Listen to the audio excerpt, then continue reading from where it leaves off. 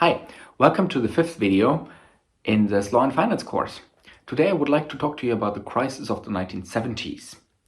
There are actually three crises. The first is the crisis of the Bretton Woods system set up after the Second World War. You might remember that from my last video.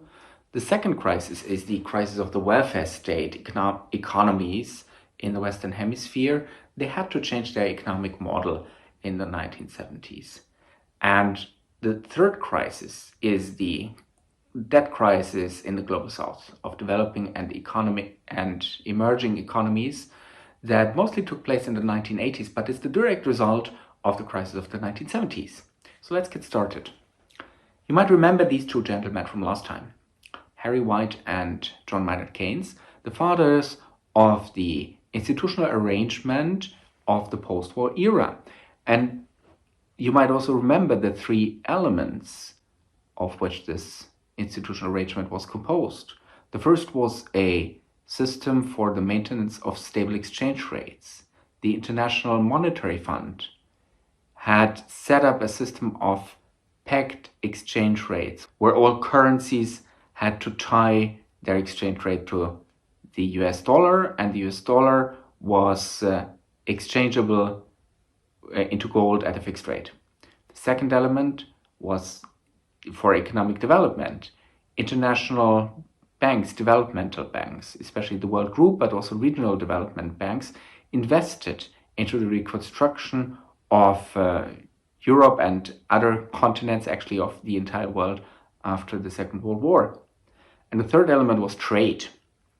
Now, the pre-war crisis also were due to a good deal of protectionism, and the GATT, which was the only piece that came into force at the time, was to ensure lower tariffs and other non-tariff barriers to trade. Now, this system worked fine as the post-war era began, and the developed economies, at least, could establish quite a generous welfare system during that period that consists in all of the public institutions that we nowadays might take for granted, or at least took for granted for some time, like health, like education, expansion of university, social security. Right to work was not really implemented as a right, but at least the right to strike ensured that trade unions and employers' organizations could negotiate good deals for workers. And right to property was guaranteed, but on the other hand, there were also countries that undertook a fair deal of nationalizations. At the same time, that era was framed by tight banking regulation, especially activity limits, I spoke about that last time, and high taxes. We had enormously high taxes. The marginal tax rate in some countries, including Germany actually, at some point reached 95%. That doesn't mean that you had to pay 95% on your entire income, but your income as of a certain point, and that point was rather high, was taxed by 95%. It's hard to believe, but it's a fact. Now, this system of the Bretton Woods institutions that I just explained, unfortunately, broke down at the beginning of the 1970s. How did that come about? That has something to do with the so-called Triffen Dilemma. That's a bit complicated. Let me walk you through that. Now, as you might remember, the Bretton Woods monetary prong consisted in a system of fixed exchange rates based on the US dollar and the promise of the Fed to exchange dollar into a fixed amount of gold. Now, central banks had to intervene to make sure that their currency is traded at a stable exchange rate with the US dollar. That meant that other states had to keep dollar reserves because they had to buy and sell dollars as needed. For that to be possible, the Federal Reserve needed to make sure that the whole world basically has the necessary dollars they needed in order to make the purchases for stabilizing the exchange rate. But as the United States extended the monetary base in order to provide the whole world with dollars, the amount of gold that they had on store remained the same. That means as of a certain point, it was clear that if everybody came to the Fed demanding gold for their dollars, the Fed would not be in a position to pay them gold. That worked fine as long as everybody wanted dollars, as long as there was a lot of trust in the capacity of the US economy. On the other hand, the US could only provide dollars to the entire world if it ran a trade deficit. It was somehow a systemic element or a requirement of the Bretton Woods system that the US provided dollars to the whole world. And you can provide the whole world with dollars by running a trade deficit. If you buy more products from abroad, then you sell products to other countries, the balance will be that dollars move outside of the United States. And that was the way of providing the entire world with dollar reserves so that they could stable their exchange rates. So the US trade deficit was part of the system. And you can see that at a certain point, a system that is built on the popularity of the dollar cannot be maintained indefinitely if the dollar is not popular anymore.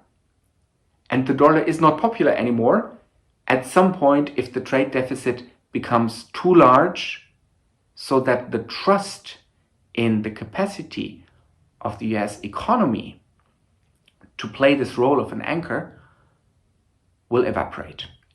And that is what happened gradually since the mid-1960s. The Vietnam War was one important factor in that respect because it meant that the United States had to assume a lot of debt.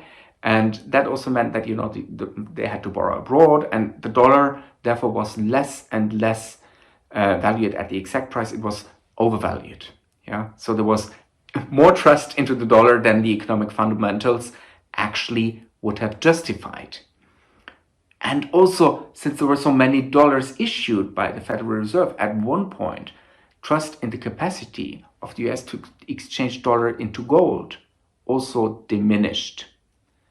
And investors fled into the Deutsche Mark, among other currencies. The IMF tried to fix that situation by adopting an artificial currency, the so-called special drawing rights. Members could hold this currency instead of US dollars, just to make it easier for them and to alleviate the need to get US dollars by all means. But that also didn't work anymore. It didn't do the trick. And at some point, this whole trust into the US dollar, on which the whole Bretton Woods system was built, vanished. And that was in 1973 when the United States canceled its promise to exchange US dollars into gold at a fixed rate. It was clear that the dollar was heavily overvalued, and there was an immediate, basically overnight drop of the exchange rate of the dollar as against other leading currencies. Now that was the end basically of the Bretton Woods system, and the IMF since then has profoundly changed its role. We haven't had, at least at a global level, a system of fixed exchange rates anymore. Rather, they're free-floating exchange rates. It's basically a market-based system. The IMF Articles of Agreement provide that countries must not manipulate exchange rates to get an unfair advantage. But other than that, there are just no rules. It's all market-based.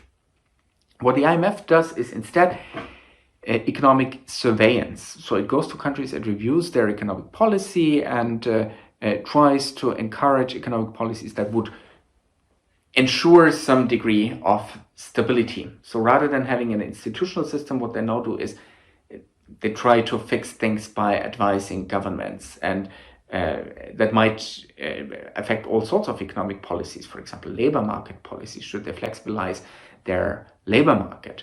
How about fiscal policies? What should they do with that? How many public investments do they need in order to stimulate growth, etc.? So it's that kind of stuff what they're doing. And the IMF, instead, it doesn't lend anymore for countries that are short of a currency to stabilize the exchange rate, but it lends for countries that have a debt problem.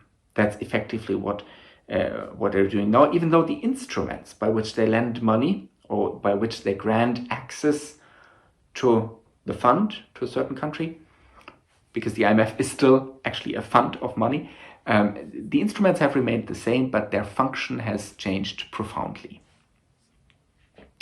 That was the first crisis, downfall of the post-war Bretton Woods system. But the second crisis concerned welfare state policies. As I told you, these welfare state policies were to a large extent based on public investments in many fields. And public investments, or trust in public investments, was in turn based on a Keynesian idea of economics, which basically means that the state can stimulate demand by making expenditures, and this will lead to growth, and it will be overall beneficial for the economy. Now, the problem was that the West came into a deep recession in about the 1960s, and that was because industrial production had reached a limit. Up until then, for more or less the 100 years preceding, industrial production had always been focused on providing basic goods to everybody, so that basic needs would be satisfied. And now those needs were satisfied, at least in the Western Hemisphere, and there was a certain saturation. So that means that you could not have enormous growth rates anymore just the normal way, because everybody had everything that they needed for their daily lives already.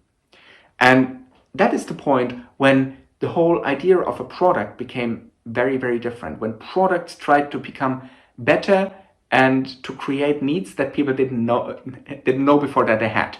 So products became a lot more sophisticated, products became a lot more individualized in order to stimulate new demand. Yeah, so that was a profound shift in the economy. But before that shift really could take place, this shift from the industrial society to a knowledge-based society, because all these new products, they go along with a lot of knowledge. Before that really could take place, the 1960s, 1970s were a period of crisis, because the old model just didn't function anymore. Government debt was relatively high, so the possibility for the government to stimulate growth by fiscal policy also had reached a limit.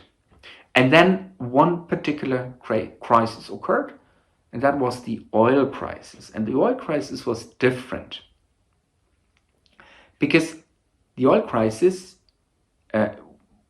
was a supply side shock. What does that mean?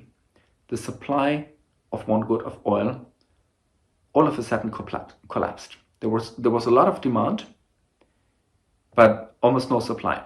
In the wake of conflicts in the Middle East, oil-producing countries had drastically reduced their production. The Keynesian model that I just spoke about, which was already in crisis because of this shift in product, in what a product is, but the Keynesian model, as a general rule, was based on addressing demand-side shocks. You can create new demand. Now, this is not what I needed in case of the supply-side shock, because demand was there already and it was almost too high. So you could push as much money as you wanted into the economy. It would not have increased the supply of oil and of energy. And the result of that policy, which took some time to be understood really well, was that there was a lot of money on the market in a recession.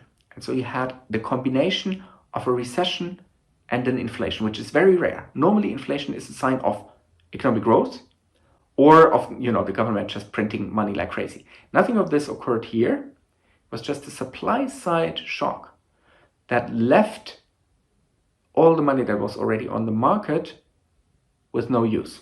And so you had a combination of a recession with a inflation, and that is just incredibly hard to get out of, because normally if you've got inflation, you would have to curb the supply of money. But that is the worst thing to do in a recession. What you need in a recession, normally, here the Keynesian, in that respect, the Keynesian thinking is right, is to stimulate growth by putting money into the economy. And that is just what did not happen. Anyway, the result of that crisis, to cut a long story short, the result was a profound change in economic thinking at the national and at the international level, a really global rethinking from Keynesian policies towards more neoliberal policies. So the policies that had been advocated by, amongst others, Friedrich Hayek for many, many decades already. So the main push was for a restriction of government intervention and a favoring of market dynamics. Also, there was a turn to monetarism in monetary policy. Monetarism is a particular creed among monetary policy makers, and it means that central banks should first of all focus on price stability. They should not focus on growth, they should focus on price stability, because once you have price stability, then other economic policies can do growth, like fiscal policy, for example, financial regulation, which also has an impact on the supply of credit, etc. But monetary policy, it was said, should in the first place focus on stable prices, because without that, any growth would easily be eaten up by inflation. So a profound change in economic thinking, which was by no means a necessary change, but it was the historical outcome of a period of multiple crises. And here you can see the monetary policy of the beginning neoliberal age, so to say, which ultimately, it has to be said in all fairness, brought Western countries out of their crisis, even though at a high price in terms of social justice and a high price in terms of global justice. What happened? Now, the Federal Reserve and also the Bundesbank, by the way, actually Bundesbank being the first one, by and by moved towards this policy of price stability. So that means that even in the midst of a recession, they rose their interest rates. That allowed them to keep inflation under control. And you see here in this graph shows the effective policy rate. So that's the interest rate of the Federal Reserve. And they had to resort to quite drastic measures. But these drastic spikes in interest rates allowed them to bring inflation under control. And ultimately, that was a condition for a longer period of growth that we experienced in the decades after the 1970s. Yet, what were the costs? Cost number one, if you save in inflation, or if you run a policy of high interest rates and inflation, it means that there might be a credit shortage. And it meant quite effectively that many people lost their jobs. And the second impact was global. And that brings me to the debt crisis in the global south since the 1980s. What had happened?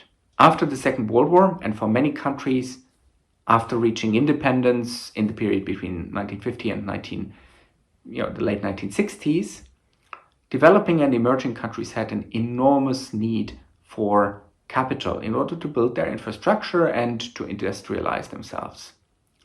In the 1960s and still in the 1970s, they relied to the largest extent on public loans granted by richer countries on a bilateral basis, so government-to-government loans.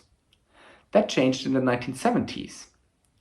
Actually, as a consequence of the oil crisis and of the enormous consumption of oil in the world, a lot of capital had accumulated in the Middle East, and people brought, the owners of that capital in the Middle East brought their capital, their funds to Western banks in England, in Germany, in the United States, etc. And they looked for interesting ways of investing that money. And one very popular way was to invest it in sovereign debt of emerging and developing countries. That normally came in the form of syndicated bank loans.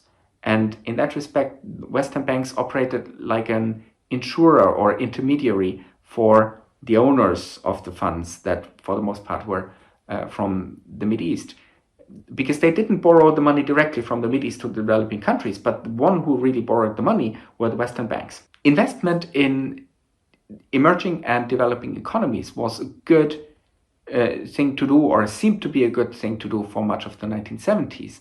But once, towards the end of the 1970s, when the Federal Reserve imposed these enormously high interest rates, it became a lot more attractive for investors to move to the United States and to benefit from these enormously high interest rates that they had, that they would reap there on their capital. And that is exactly what happened.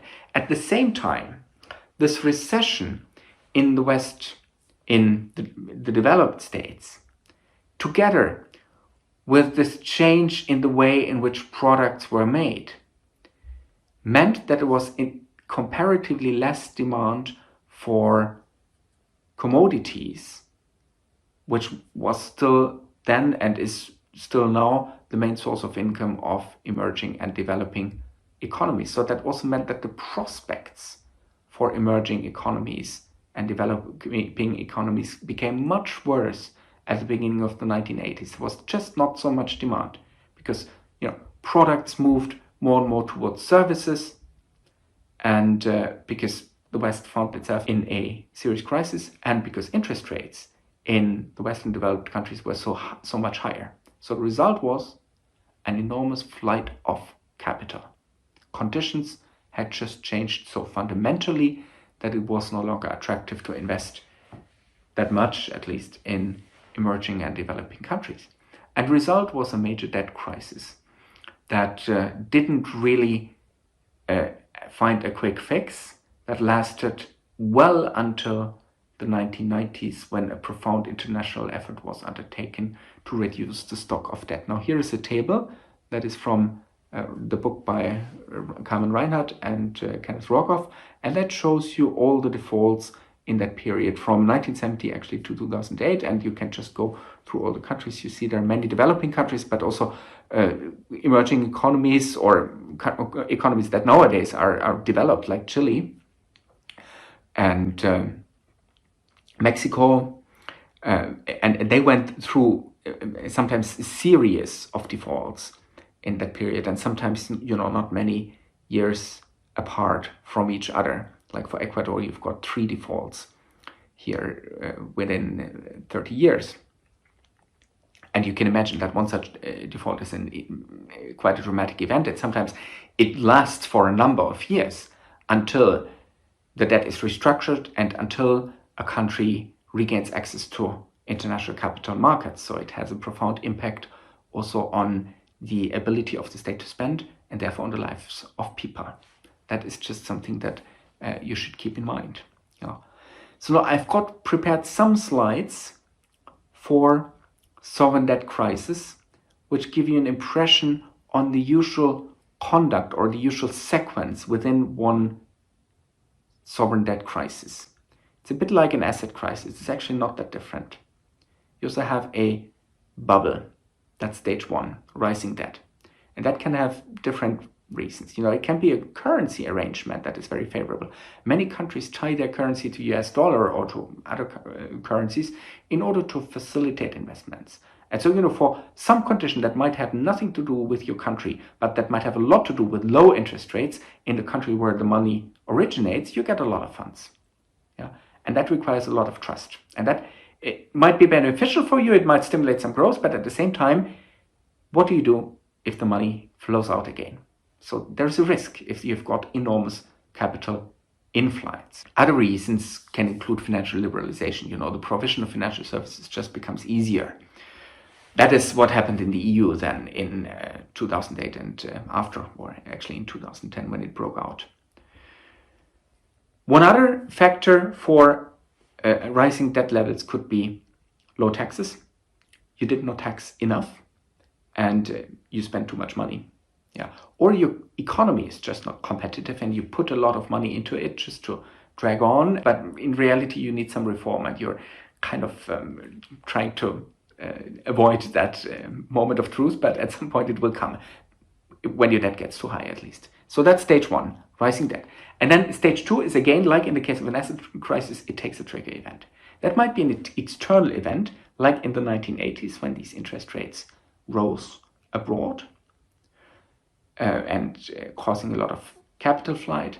But it might also be the crisis of your most important trading partner. For example, when Brazil has a cold, then Argentina continuously is seriously ill, has the flu, has COVID, so to say.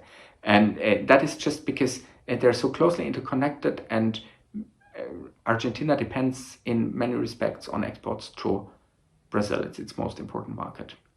But there can be also internal reasons that cause a bubble to burst. For example, you get into a banking crisis that might be unrelated to the debt crisis, just because your banking sector was overly leveraged, too much debt in it, too little capital. It could be a political crisis like we experienced it at the moment in Venezuela, or like Mozambique, where there was a lot of corruption, and then the state had to pay back all the debt, and it didn't have any value from it or any use from all the money that was borrowed. Or it could be a natural disaster. COVID again is an example here, but also small island economies are routinely thrown into debt crisis by natural disasters. Yeah? So that's the trigger event. And then a downward spiral can evolve, doom loop, so to say, until you fix the crisis. Yeah? But sometimes it takes quite strong steps. For example, if a country has pegged its currency to the dollar, if you unpeg it, it means that you will have an enormous capital flight. So you want to avoid that. So therefore you rather try to save money.